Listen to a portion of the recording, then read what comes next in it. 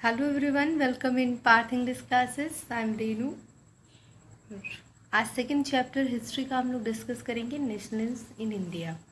भारत में राष्ट्रवाद। ठीक है, कैसे भारत में राष्ट्रवाद का उदय हुआ, किस तरीके से क्या क्या उसमें स्ट्रगल फेस किए लोगों ने।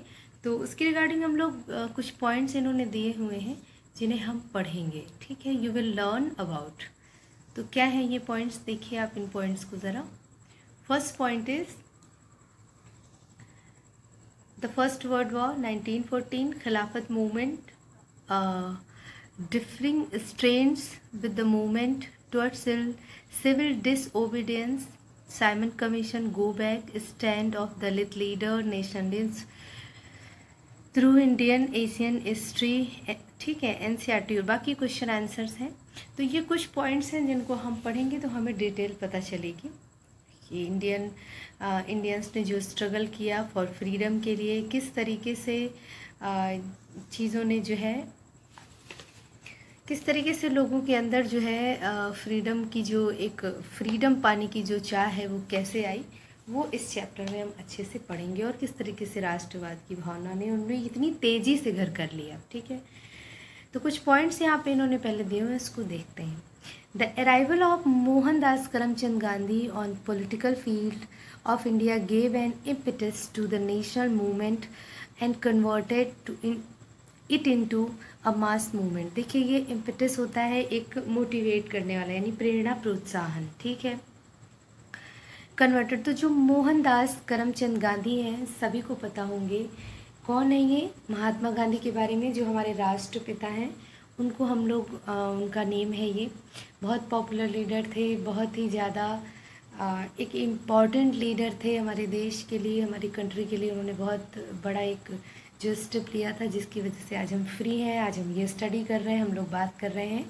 तो the arrival of Mohandas Karamchand Gandhi on political field of India, यानी कि जो मूवमेंट स्टार्ट हुए, नेशनल मूवमेंट, राष्ट्रीय आंदोलन जो शुरू हुए थे, छोटी छोटी जगहों से शुरू हुए थे। जैसे कि फर्स्ट आंदोलन मेरठ से स्टार्ट हुआ था, जिन्हें सिपाहियों ने स्टार्ट किया था। तो जो ये आंदोलन स्टार्ट हुए थे, उसमें जब मोहनदास करमचंद गांधी जी इन्वॉल्व हुए, यानी गांधी जी इन्वॉल्व हुए, तो वो जो एक राजनीतिक क्षेत्र था, वो जो मूवमेंट था, उसने एक बहुत बड़े आंदोलन का रूप ले लिया, मास मूवमेंट। जब वो आए तो उन्होंने उसको कन्वर्ट कर दिया एक बहुत बड़े आंदोलन में।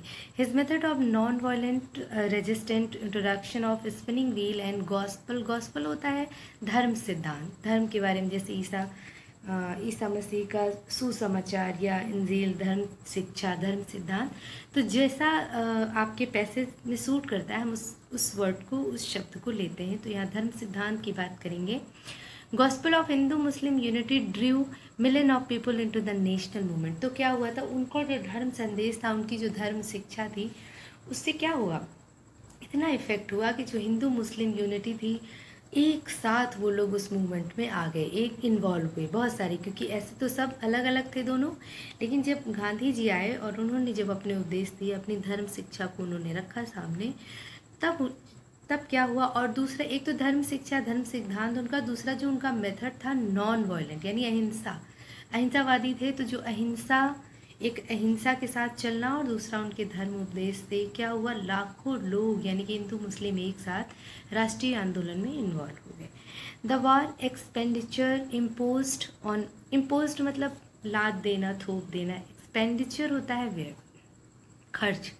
India has imposed the masses so much they turn against the British government in large number. अब देखिए क्या हुआ कि जब युद्ध हुआ, फर्स्ट वर्ल्ड वॉर हुआ जब, तो उसमें जो व्यय हुआ, खर्च हुआ, जो भी स्पेंड किया गया, तो उस खर्च का जो खर्च अगर कहीं होगा, तो इसको इम्पोज ऑन इंडिया, उसको किस पे लाद दिया गया, इंडिया पे। जिससे कि क्या हुआ, जो व्यय हो किया गया वो इंडिया पे थोप दिया गया, कि मतलब उस खर्च को कैसे हम रिकवरी करेंगे उसकी। तो वो कैसे, क्या किया उन्होंने, उसके लिए टैक्सेस को इंक्रीज़ कर दिया। और वो सारे टैक्सेस जो लेबर थे, जो लोअर क्लास के लोग थे, पीजेंट थे, इन्हीं सबको देना पड़ा। तो इससे क्या होगा, एक आक्रोश आएगा ना, दिमाग में गुस्सा आएगा, एंगरनेस फील हो जाएगी। तो जो भीड़ थी, जो मासेस थी, मतलब उसने क्या किया, भारत को, India had impoverish the masses so much. जो इम्पोरिस होता है एक दरिद्र बना देना, गरीब, बहुत मुश्किल दौर लेकर आ जाना कि इतना सारा व्यय किया और उसका जो हर्जाना है वो आप भारतीयों से ले रहे हैं। तो जिससे कि क्या हुआ कि जो मासेस थी वो बहुत ही एंगर हो गई और वो अगेंस्ट हो गई ब्रिटिश रूल के, यानी कि अंग्रेजों के। The मॉन्ट change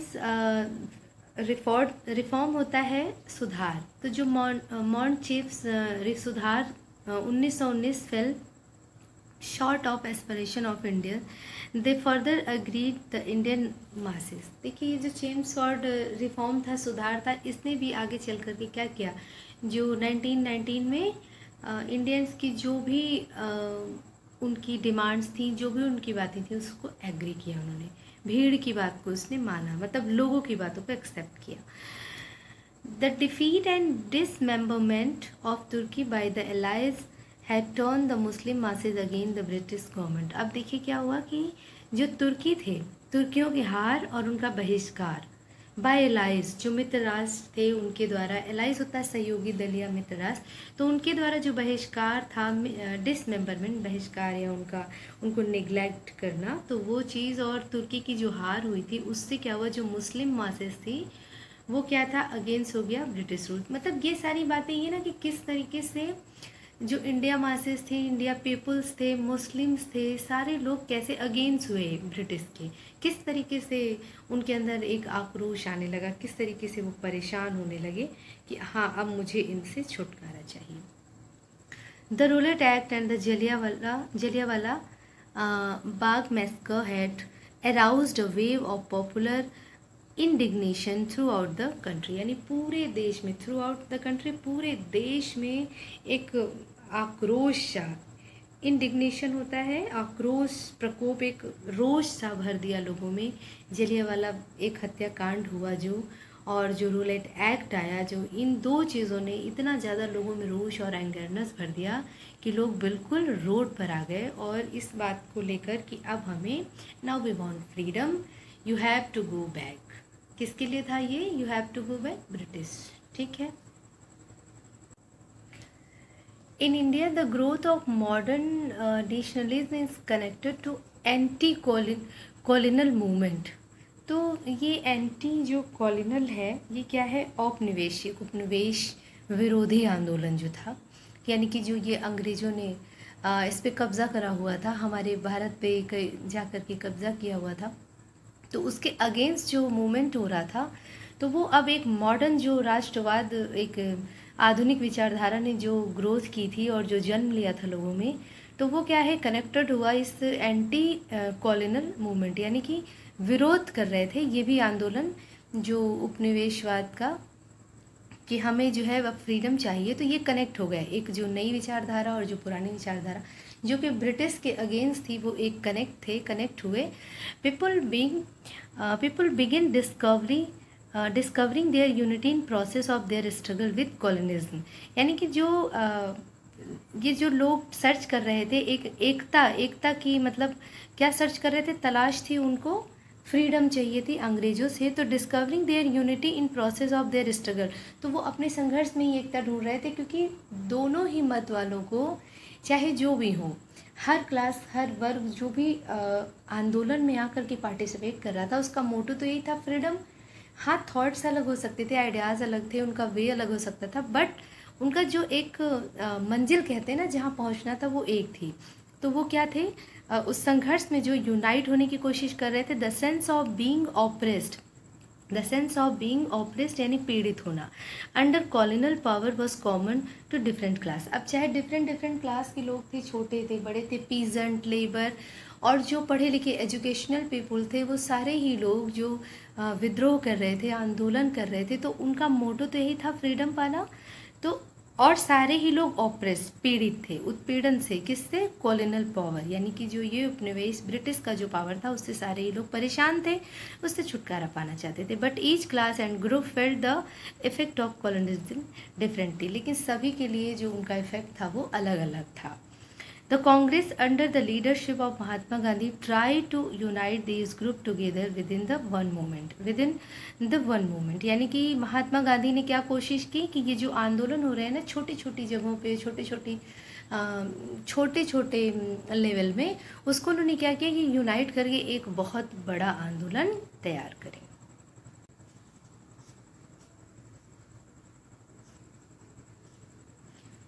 the first world war 1914 created a new economic and political situation worldwide. Increasing problem led to growth national movement in India in a number of way. अब देखिए, जो पहला विश्व युद्ध हुआ 1914 में हुआ, उसने एक नई आर्थिक और एक राजनीतिक सिचुएशन पैदा करी, क्रिएट करी पूरे विश्व में, पूरे world wide. Increasing problem led to growth national movement in India a number way. तो किस तरीके से ये जो विश्व युद्ध के बाद, वर्ल्ड वॉर के बाद, किस तरह ये राष्ट्रीयता का जो भाव आया, किस तरह से मूवमेंट छोटी छोटी जगहों से स्टार्ट हुआ, कैसे लोगों के अंदर ये आया, कि नंबर ऑफ वे में हम बात करेंगे। ठीक है, तो जो फर्स्ट नंबर है वो क्या है, देखिए। The First World War led to a huge increase in defense expenditure, so the British government increased the taxes, custom duties and introduced the income tax. अब देखिए, जो फर्स्ट वर्ल्ड वॉर था उसमें क्या हुआ, एक बहुत ज़्यादा खर्च हुआ रक्षा में, उन्होंने बहुत ज़्यादा खर्च किया, और उस खर्च के जो उन्होंने खर्च किया उसका पूरा दामोदार, उसकी पूरी रिस्पॉन्सिबिलिटी उन्होंने भारतीयों पर डाल दी। सो द ब्रिटिश ने क्या किया, उन्होंने टैक्सेस को इंक्रीज़ कर दिया, कस्टम ड्यूटीज़ बढ़ा दी, लोगों की ड्यूटीज़ बढ़ा दी, दूसरी उन्होंने इनकम टैक्स और लगा दिया। All such major which created many economic problem for the people were greatly resented bye them and they thought of liberating and country from the foreign rule. तो क्या हुआ, इन सब चीज़ों ने उनके अंदर क्या किया, एक all such major which created many economic problem, और इन सब ने बहुत ज़्यादा एक आर्थिक प्रॉब्लम सबके लिए खड़ी कर दी, क्योंकि इतना सारा टैक्स बियर कर पाना सबके बस की बात नहीं थी, और वो भी जब मुश्किल हो, जब प्रोडक्शन भी नहीं हो रहा हो, हर तरफ से मुश्किलें हों।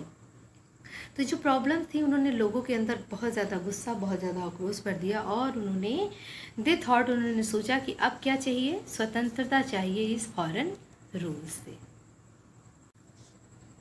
देखिए सेकंड पॉइंट वो क्या बता रहे हैं कि again through out the war year prices of almost every article increase with the cause much economic hardship common people and naturally they were drawn toward the national movement, toward मतलब उसकी तरफ। तो क्या हुआ, जब चीज़ों की कीमतें बढ़ गई तो लोग बहुत ज़्यादा परेशान हो गए, इकोनॉमिक कंडीशन बहुत हार्ड हो गई, जिससे कि लोग मूवमेंट की तरफ गए। The force recruitment in rural areas created an upheaval in India's society, resulting in a widespread danger among the people because their agriculture activities were disrupted। क्योंकि जो खेती वाला जो मसला था वो ख़राब हो चुका था, वहाँ प्रोडक्शन अच्छा नहीं था, and hunger and death began to take heavy toll to their lives, और दूसरी तरफ भूखमरी और मौतें होने लगीं, लोग भूख से परेशान होकर मरने लग गए, क्योंकि एग्रीकल्चर बिल्कुल डिस्टर्ब हो चुका था, डिस्ट्रॉय हो चुका था। और दूसरा, ये जो ब्रिटिश थे, इन्होंने क्या किया था, ज़बरदस्ती गांव के लोगों को ये लोग क्या कर रहे थे, उनको आर्मी में भर्ती कर रहे थे, जो नहीं भी जाना चाह रहे थे। तो ये सारी चीज़ें वाइड स्प्रेड, चारों तरफ एक गुस्सा, लोगों के बीच में इतना आक्रोश और गुस्सा भर गया कि वो आंदोलन के साथ आए। This war was between England and Germany and their partners, but India was also made party to this war. This thing was greatly resented by the people. अब देखिए, दो लोगों के बीच में वॉर था ये, इंग्लैंड और जर्मनी के बीच में, लेकिन इंडिया भी एक पार्टी बन गई, उसको ज़बरदस्ती मतलब उसमें इन्वॉल्व होना पड़ा, जिसने कि एक बहुत बड़ा रोष और बहुत बड़ा गुस्सा लोगों के अंदर भर दिया। सत्याग्रह मूवमेंट। अब देखिए सत्याग्रह मूवमेंट क्या है। Gandhi's heroic fight to the Indian in South Africa was well known. His noble method of his agitation and protest based on truth and non-violence was known as सत्याग्रह। सभी को पता है गांधी जी का जो सत्याग्रह आंदोलन उन्होंने जो है साउथ अफ्रीका के लोगों के से स्टार्ट किया था, वहाँ पर वो कितने टाइम तक रहे और वहाँ के लोगों की मुश्किलों को उन्होंने दूर किया था। तो एक ये गांधी जी का ये आंदोलन सभी को पता है, और उनका जो एक नोबल मेथड है आंदोलन करने का, नॉन वायलेंस, मतलब कि अहिंसा नहीं करना है, जो कि और लोगों को कैसे मतलब प्यार से समझाना है, उनको अपनी बात को रखना है और उन्हें सही तरीके से समझाना है। तो ये एक व्याकुलता सी थी लोगों के अंदर, और उसको प्रोटेस्ट करा बेस्ड ऑन ट्रुथ, मतलब सच और अहिंसा के बेस पर ये जो आंदोलन चलाया गया उसी को जो है सत्याग्रह के नाम से जाना गया। Without being aggressive, a Satyagraha could win the battle through non violence, यानी वो उनका कहने का मतलब है ना कि बिना एग्रेसिव हुए भी हम जीत सकते हैं, नॉन अहिंसा की राह पर चलकर भी युद्ध को जीता जा सकता है। In 1916 Gandhi ji travel to Champaran in Bihar to inspire the peasant to struggle against oppressive indigo planter. अब देखिए वो गए 1916 में गांधी जी ने कहाँ ट्रेवल किया, चंपारण जो कि बिहार में है, वहाँ गए। वहाँ की पीजेंट किसान होते हैं, किसानों को उन्होंने क्या किया, जो स्ट्रगल कर रहे थे, संघर्ष कर रहे थे किसके अगेंस्ट, जो बहुत ज़्यादा पीड़ित थे, इंडिगो नील की जो खेती होती थी, नील की खेती जो वो नहीं करना चाहते थे, उनसे ज़बरदस्ती करवाई जाती थी, तो उनको जो है क्या किया, इनकरेज किया, उनको मोटिवेट किया कि नहीं आप ऐसा ना करें। In 1916 Gandhi ji supported the peasant in Kheda district of Gujarat. फिर 1916 में गुजरात के डिस्ट्रिक्ट खेड़ा गए, वहाँ पर who suffering from shortage of food due to crop failure and advise them not to pay revenue till their demand it remission was met. वहाँ पे उन्होंने कहा कि आप रेवेन्यू बिल्कुल मत दीजिए जब तक कि आपकी दोबारा से फसल अच्छी नहीं हो जाती, दोबारा से आप फिर से अपनी अच्छी कंडीशन में नहीं आ जाते, क्योंकि वहाँ फूड की शॉर्टेज हो गई थी, जो क्रॉप थी वो बिल्कुल डिस्ट्रॉय हो गई थी, और जो पीजेंट थे वो बेचारे बहुत परेशान हताश थे। In 1918, Gandhi ji went to Ahmedabad to organize a Satyagraha movement amongst cotton mill worker. और 1918 में फिर वो अहमदाबाद गए और वहाँ पर एक सत्याग्रह आंदोलन उन्होंने कॉटन मिल वर्कर के साथ जो है शुरू किया। ठीक है, ये गांधी जी के मूवमेंट से 1916 में कहाँ कहाँ वो गए, देखिए कहाँ कहाँ गए, गुजरात गए, बिहार गए और फिर अहमदाबाद गए।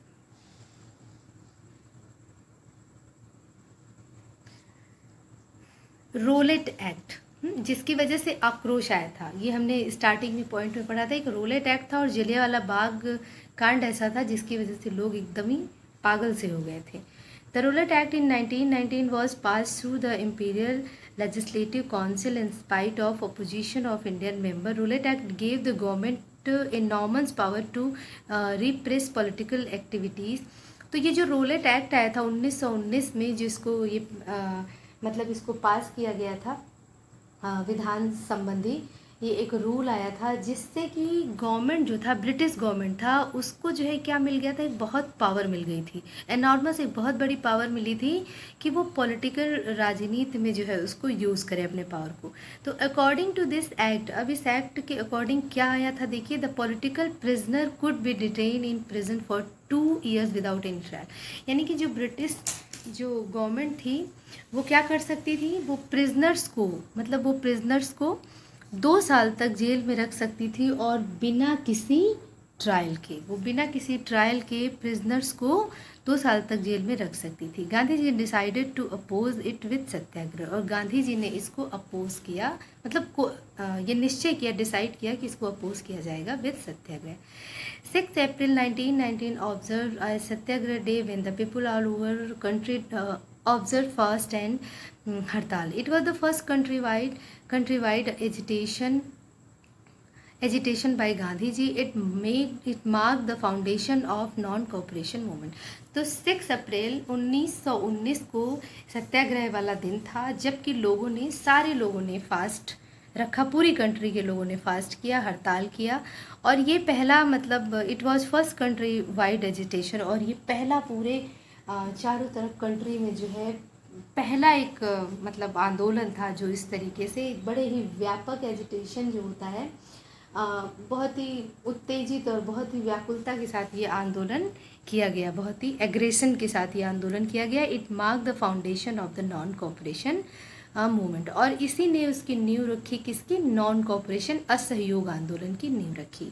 On 10 April the police in Amritsar fired upon a peaceful प्रोसेसन, और 10 अप्रैल को पुलिस ने अमृतसर में अमृतसर में पुलिस ने पीसफुल, एक जो शांति से प्रोसेशन हो रहा था, मतलब एक सभा हो रही थी, उस पर फायरिंग करी। It provoked wide spread attack on bank, post office and railway station. Martial law was impose and general Dyer to command. तो क्या हुआ, जब पुलिस ने फायर कर दिया, शांतिपूर्ण सभा कर रहे थे, वहाँ पर जाकर उन्होंने जब फायर किया तो उसका नतीजा ये हुआ कि इसने प्रवोक किया इस चीज़ ने कि हाँ भाई अब तो हिंसा करनी पड़ेगी। इसने प्रवोक किया, पूरा वाइड स्प्रेड, बैंक लूट लिए गए, हड़तालें करी गई, पोस्ट ऑफिस लूटे गए, रेलवे स्टेशन को डिस्ट्रॉय किया गया, मार्शल लॉ, फिर क्या हुआ, मार्शल लॉ इम्पोज लगाया गया। जनरल डायर जो था टुक कमांड, और जनरल डायर ने कमांड संभाली। ठीक है। जलियांवाला बाग मैसकर 13 अप्रैल 1919 AD. To protest against the Rowlatt Act and the arrest of their leader like Dr. Satyapal and Dr. Kishlu, when about 20,000 people gathered at a meeting in Jallianwala Bagh in Amritsar, they were surrounded by General Dyer and his army unit, which opened indiscriminate firing, killing thousands of innocent people. बहुत simple सी बात कही गई है कि मतलब इसको protest करने के लिए, इसको रोलेट एक्ट के अगेंस्ट ये सभा रखी गई थी, करी गई थी अमृतसर में, जहाँ की 20,000 लोग मौजूद थे, और वहाँ डॉक्टर सत्यपाल और डॉक्टर किचलू थे जिनके नेतृत्व में ये हो रही थी सभाएं। वहीं पे जनरल डायर ने बगैर कोई इन्फॉर्म, बगैर कुछ हिंट दिए भी उसने जो है फायरिंग करवा दी, जिससे कि 1000 इनोसेंट पीपल मारे गए, और जिससे कि क्या हुआ, लोगों में बहुत ज़्यादा आक्रोश आना लाजमी ही था। आपको सोचिए कि अगर 20,000 लोगों को मार दिया जाए बिना कुछ बताए, बिना कुछ हिंट दिए, तो उसका क्या रिजल्ट हो सकता है। The impact of Jallianwala Bagh on the Indian politics, the Jallianwala massacre had a great impact on Indian politics. Now the people lost faith in British rule and took extremist path to violent struggle to get rid of. अब देखिए, अभी तक तो ये था कि भाई सत्याग्रह से काम होगा, सत्याग्रह से ही करना चाहिए, बट अब ऐसा नहीं है। जलियांवाला बाग हत्याकांड के बाद लोगों में इतना रोष आ गया कि उन्होंने बिल्कुल अपना फेथ ब्रिटिश रूल से ख़त्म कर दिया, और ख़त्म करने के बाद अब उन्हें लगता था कि अब उन्हें सिर्फ आज़ादी कैसे मिलेगी, वायलेंस से, यानी कि हिंसा करने से। तो वो हिंसा पर आ गए। Mahatma Gandhi with the cooperation of Ali brothers, Mohammad Ali and Shaukat Ali, and who spearheaded and the Khilafat movement, he launch is the first non cooperation movement 1920। 1920 में उन्होंने अली ब्रदर्स, मोहम्मद अली और शौकत अली की सहयोग से ये आंदोलन स्टार्ट किया, पहला असहयोग आंदोलन, नॉन कॉपरेशन आंदोलन। The Jallianwala massacre had a great significance in history of India. On the one hand, it hit adversely the honor and prestige of British government, while the other hand it marred permanently the government's relations with its India subject। तो क्या हुआ, ये जलियांवाला बाग हत्याकांड हुआ था, इसने बहुत एक बैड इम्पैक्ट डाला इंडियंस पे, जिससे कि बहुत ज़्यादा, एक तरफ तो क्या हुआ कि उन्होंने जो है अपनी प्रेस्टीज और ऑनर सब कुछ जो है क्या किया, वो ख़त्म हुआ एक तरीके से। दूसरी तरफ hit adversely the honor and prestige the British government, while on other hand it marred permanently, और पूरी तरह से, दूसरी तरफ क्या हुआ कि पूरी तरह से भारतीयों ने ब्रिटिश से अपना रिश्ता जो है वो ख़त्म कर लिया, कि अब उनके साथ कोई भी हमारा रिश्ता नहीं हो सकता है, क्योंकि उन्होंने जो है बहुत ज़्यादा कहते ना कि एक अत्याचार कर दिया था जो कि अनबेरेबल था, इनोसेंट पीपल्स को मारकर जलियांवाला बाग हत्याकांड में। तो उन्होंने क्या किया, उसको ख़त्म कर लिया relationship. It also help further in promoting national unity as people belonging all section communities had fallen prey these atrocities. तो क्या हुआ कि इसने और भी चीज़ें किया कि जो छोटे छोटे लोग थे जो मतलब चाहते थे फ्रीडम, उनको भी यूनाइट किया, यूनिटी इससे बढ़ी और लोग जो है एक दूसरे के करीब आए। क्यों, ये जो अत्याचार थे इनके, ये जो एट्रोसिटीज़ थी, इनको जो है इनकी वजह से सारी कम्युनिटीज़ एक साथ हुई, यूनाइट हुई। Rabindranath Tagore return the knighthood in protest of this incident. ये जो जलियांवाला मैसकर हुआ, इस इंसिडेंट से रविन्द्रनाथ टैगोर को नाइटहुड की उपाधि मिली थी, जिसको उन्होंने रिटर्न कर दिया। Mahatma Gandhi called off the movement when he saw spread of violence. लेकिन क्या हुआ कि जब वायलेंस बहुत ज़्यादा हो गया, बहुत ही ज़्यादा बढ़ गया, तो उन्होंने क्या किया, इस रोक मतलब वायलेंस को बढ़ते देखकर, क्योंकि वो तो एक नॉन वायलेंस मूवमेंट चाह रहे थे, लेकिन अब वायलेंस हो गया क्योंकि जलियांवाला के बाद लोगों ने डिसाइड किया कि नहीं, अब हमें गेट रिड कैसे होगा, हम कैसे get rid of British rule से हो सकता है, सिर्फ विद वायलेंस। तो उन्होंने इसको वापस ले लिया। ठीक है। खिलाफत मूवमेंट, अब देखिए खिलाफत मूवमेंट क्या था और किस तरह से ये स्टार्ट हुआ, किस तरीके से ये इसकी शुरुआत हुई। During the Rowlatt Satyagraha Mahatma Gandhi felt the need to launch a more wide movement in India, but he was sure that so much movement could be organise without bringing the Hindu Muslim closer together. मतलब इस जो roulette हुआ, सत्याग्रह हुआ, उसके दौरान गांधी जी ने felt महसूस किया एक आवश्यकता है एक बहुत बड़े आंदोलन की, जो कैसे हो सकता है, वो बिना हिंदू मुस्लिम को पास लाए नहीं हो सकता। One way of doing this he felt was to take up the Khilafat issue. तो उन्होंने क्या किया कि खिलाफत एक इशू बना करके इसको जो है क्या करें, खिलाफत इशू बना करके हम इस आंदोलन को शुरू कर सकते हैं, मतलब खिलाफत ज़रूरी है। The first world war had ended with the defeat of Ottoman Turkey. तो जो फर्स्ट वर्ल्ड वॉर हुआ उसमें ऑटोमन साम्राज्य तुर्कियों की हार हुई। देयर वर र्यूमर, वहाँ पर एक ऐसा र्यूमर हो रहा था कि that a harsh peace treaty was going to impose on Ottoman emperor. तो अब ये मतलब र्यूमर उड़ रहा था कि एक जो समझौता है वो जो है थोपा जाएगा किस पर, इन तुर्कियों पर, इन तुर्की पे एक इम्पोज लाद दिया जाएगा एक समझौता। Who was spiritual head Khalifa of the Islamic world after the first world war, जो कि मतलब इस्लामिक खलीफा थे उनके ऊपर। तो the Muslim of India decide to the force Britain to change her Turkey policy. लेकिन जो मुस्लिम थे, the Muslim of India decide, उन्होंने डिसाइड किया to force Britain to change, कि ब्रिटेन को फोर्स करेंगे कि इस पॉलिसी को वो चेंज करें। अ खिलाफत committee was formed under the leadership of Maulana Azad Hakim अजबुल Khan, Hasrat Muhani, Muslim leader of Muhammad Ali and Shaukat Ali began discussing with Mahatma Gandhi about the possibility of unite mass action. One of the issue Gandhiji saw as an opportunity of uniting Hindu and Mohammedans as would not arise in 100 years. आप देखिए 100 years, sorry, ये जो खिलाफत committee थी वो उस इन नेताओं के बीच में हुई जिनके नेम ये दिए हुए हैं, मौलाना आज़ाद, हकीम, अजवल, ये सारे लोग। तो इसी बीच जो है जब ये कमेटी जब ये शुरू हुई थी इस पर डिस्कशन, तो जो शौकत अली थे, जो ब्रदर्स थे, दो भाई थे मोहम्मद अली और शौकत अली, इन्होंने महात्मा गांधी से डिस्कस किया कि किस तरीके से यूनाइट किया जाए और जो है ये एक खिलाफत शुरू करी जाए। तो गांधी जी तो एक अपॉर्चुनिटी की तलाश में ही थे, वो पहले ही इस बात को सोच चुके थे कि क्यों ना खिलाफत को एक इशू बनाया जाए। तो खिलाफत उनको तो ये एज ए अपॉर्चुनिटी एक बहुत बड़ा अवसर दिया कि ये हिंदू मुस्लिम की एकता का जो इतने मतलब 100 सालों में कहा नहीं हुई, तो वो एक ऐसा मिल गया उनको कि हाँ ठीक है, ये बहुत अच्छी बात है। द कांग्रेस पास्ट, हाँ सॉरी आपको ये इतना मैंने बता दिया, वेट, ये यहाँ से देखिए मैंने अभी बता दिया, आप देख नहीं पाए इसको, कि खिलाफत कमेटी वाज फॉर्म जो लीडरशिप मौलाना आज़ाद हकी, मतलब इनके अंडर लीडरशिप में जो है ये कमेटी स्टार्ट हुई और फिर उन्हें गांधी जी से डिस्कशन शुरू किया और गांधी जी ने इसको एज ए अपॉर्चुनिटी लिया कि हिंदू मुस्लिम इससे ज़्यादा अच्छा क्या है कि वो दोनों भाई खुद ही आगे आकर के बात कर रहे हैं कि यूनाइट होने की, तो जो कि नहीं हुआ इतने सालों में, तो ये बहुत अच्छी बात है। The Congress passed a resolution in Calcutta session in September 1920 to start a satyagraha on Khilafat issue. To gain maximum success, Mahatma Gandhi proposed a stage-by-stage strategy implementation for the movement.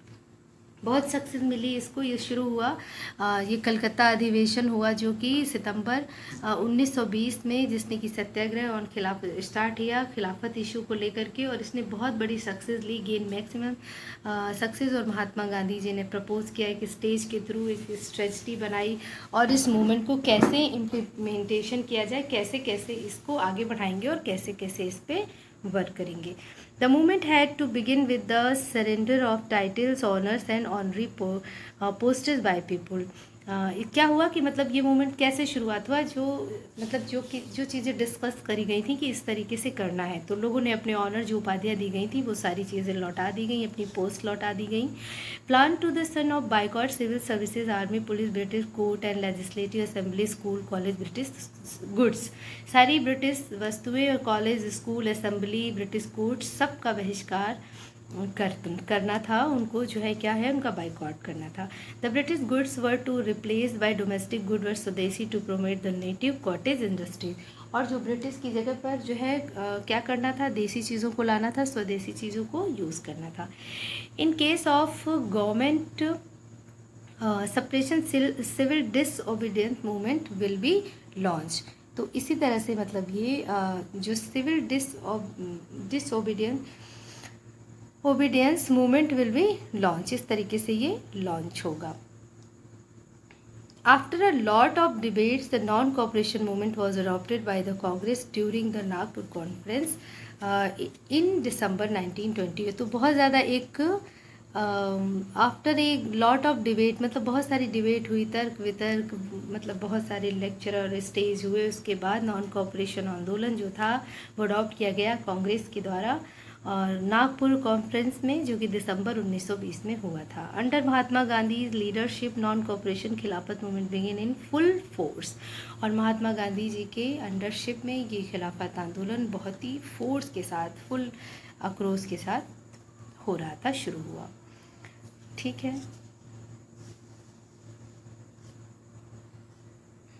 Differing strain with in the movement.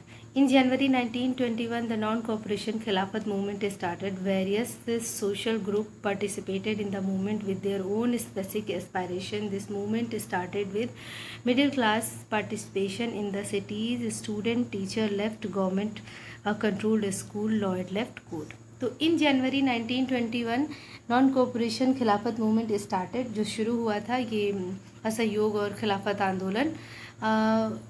Various social group participated, बहुत सारे group में इसमें participate किया in movement में, with their own specific aspiration, मतलब जो कि प्रेरित होकर के लोग आए थे, जो छोटे छोटे ग्रुप्स थे सभी ने इसमें पार्टिसिपेट किया। This movement started with the middle class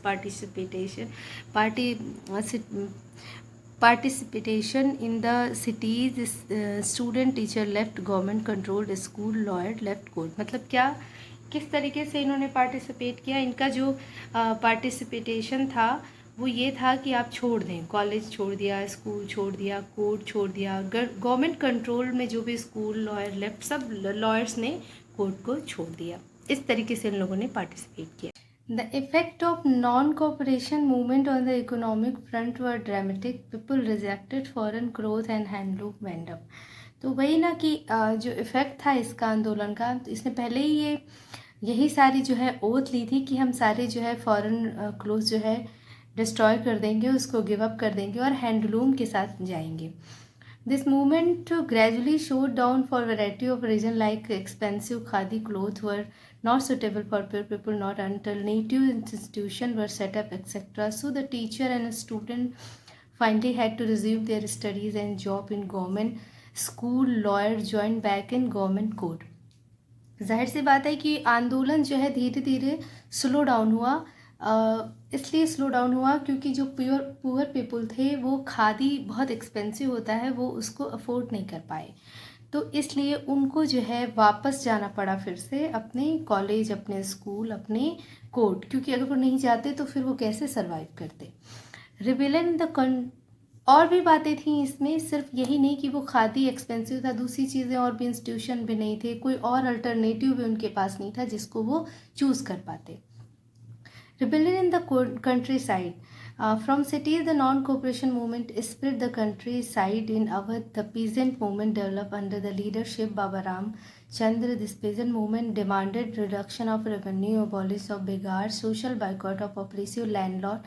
In many places, the Nai Dhobi Bandh were organized the panchayat and denied service to landlord, even barber and and washerman.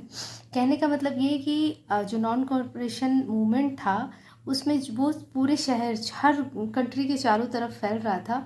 तो अवध में हर जगह पे, हर स्टेट में एक अलग अलग लीडर उसका नेतृत्व कर रहा था। तो जो अवध में कर रहे थे इस मूवमेंट को डेवलप किया अवध में, वो रामचंद्र, बाबा रामचंद्र थे। दिस पीजेंट मूवमेंट, इनकी डिमांड क्या क्या थी कि आप रेवेन्यू को कम करिए, बेगार ख़त्म करिए, बाइकॉट मतलब लैंडलॉर्ड की जो उत्पीड़न है उसको बाइकॉट करेंगे, बहिष्कार किया उनका। कई जगहों पे जो नाई थे, धोबी थे और वॉशरमैन, बार्बर थे, उन्होंने जो लैंडलॉर्ड होते हैं, जो स्वामी होते हैं उनके घरों पे काम करने से मना कर दिया। वॉशरमैन, उन्होंने काम करना बंद कर दिया। इन जून 1920 Jawaharlal Nehru began going around the village in Awadh talking to the villagers and trying to understand their problem। 1920 में जवाहरलाल नेहरू ने शुरू किया, मतलब गांव में, अवध के गांव में जाना और लोगों से बात करना और उनकी प्रॉब्लम्स को सुनना। बाय अक्टूबर एंड औध किसान सभा was set up was headed by Jawaharlal Nehru. किसान सभा एक अक्टूबर में औध किसान सभा, अवध किसान सभा जो है उसका जो है संगठन हुआ, जो कि किसके थ्रू हुआ? Jawaharlal Nehru, Baba Ramchandra Das and Ramchandra and a few other within, और लोग भी कुछ थे उसमें शामिल। बाबा रामचंद्र और जवाहरलाल नेहरू के अलावा भी उस सभा में और लोग शामिल थे। Within a month over 300 branches has been set up in village around the rain. एक महीने के अंदर ही 300 ब्रांचें इस सभा की बन गई। एज द मूवमेंट स्प्रेड, जो आंदोलन था वो बहुत बड़े पैमाने पे फैल रहा था। The houses of taluqdar, Indian landlord and merchants were attacked, bazaar were looted and again hearts were taken over. यानी कि क्या हो रहा था इस आंदोलन के तहत? जो बड़े बड़े लोग थे, तालुकदार थे, जो जमींदार थे, व्यापारी थे, जो कि किसानों को परेशान करते थे, उन्हें प्रॉब्लमेटिक करते थे, उनसे टैक्सेस लेते थे, बेगार करवाते थे, उनको क्या किया? लूटने लगे, उनकी दुकानों को लूटा और उनके बाजार को लूटा, सभी चीज़ों को लूटपाट करने लगे। कौन? ये आंदोलनकारी। Interpretation of Swaraj by tribal peasant, यानी कि जनजातीय किसान। इंटरप्रिटेशन होता है एक व्याख्या करना, स्वराज मतलब स्वराज की व्याख्या आदिवासी किसानों के द्वारा। The tribal peasant interrupted the message of Mahatma Gandhi and idea of Swaraj in another way. तो जो जनजातीय किसान थे, इन लोगों ने महात्मा गांधी की जो स्वराज का आइडिया था उसको दूसरे वे में ले लिया।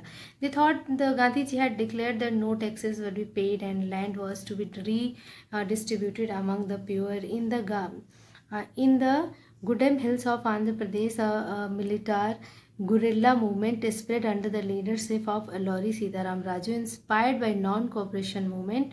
Raju talked to greatness of Mahatma Gandhi and persuaded people to wear khadi and give up drinking according to Gandhian ideas। देखिए, जो ये ट्राइबल जनजाति थे, इन्होंने दूसरे तरीके से लिया और इन्होंने सोचा कि गांधी जी ने कहा है कि कोई टैक्स पे नहीं करना है और जो ज़मीनें हैं जो कि लैंडलॉर्ड ने ले ली थी उनको फिर से रीडिस्ट्रीब्यूट किया जाएगा गरीबों के बीच में। और उधर आंध्र प्रदेश की पहाड़ी में एक गुरिल्ला मूवमेंट जो है बहुत तेज़ी से फैला। किसकी लीडरशिप में? अल्लौरी सीताराम राजू, यानी कि राजू के नेतृत्व में। इंस्पायर्ड, जो कि किससे इंस्पायर्ड था? असहयोग आंदोलन से, जो किसने स्टार्ट किया था? महात्मा गांधी ने। तो राजू जो थे वो गांधी जी की ग्रेटनेस के बारे में बात करते थे और लोगों को उन्होंने समझाया कि आप खादी पहनिए एंड गिव अप ड्रिंकिंग, और शराब पीना छोड़ दीजिए, जैसा कि गांधी जी के विचार थे। बट द सेम टाइम, लेकिन उसी टाइम पे ही वो ये भी यकीन करते थे कि India could be liberated on by the use of force, not by non violence. Gandhi ji के विचारों से वो सहमत थे, उन्हें फ्रेज भी करते थे, बट वो ये भी कहते थे कि ये नॉन वायलेंस से जो है आज़ादी नहीं मिलेगी, आज़ादी जो है वायलेंस से ही मिलेगी।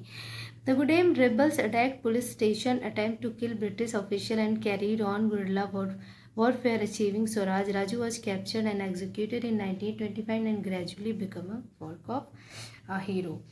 तो ये जो मतलब ये आंदोलनकारी थे, ये क्या विद्रोही थे। इन्होंने क्या किया? ब्रिटिश ऑफिसर्स को मारने की कोशिश करी, उनको पकड़ करके उनको मारने की कोशिश करी, जिससे कि वो पकड़ लिए गए, ब्रिटिश के द्वारा अरेस्ट कर लिए गए और उनको जो है क्या किया? मार दिया गया, फांसी दे दी गई 1924 में। And gradually become hero. और ये जो राजू थे, जब ये हिरासत में गए, इनको पनिशमेंट दिया ब्रिटिश ने, तो ये एक हीरो की तरह आ गए। अपनी जो इनकी भीड़ थी, जो इनका समूह था, उसमें इनकी छवि एक हीरो की तरह निकल कर आई।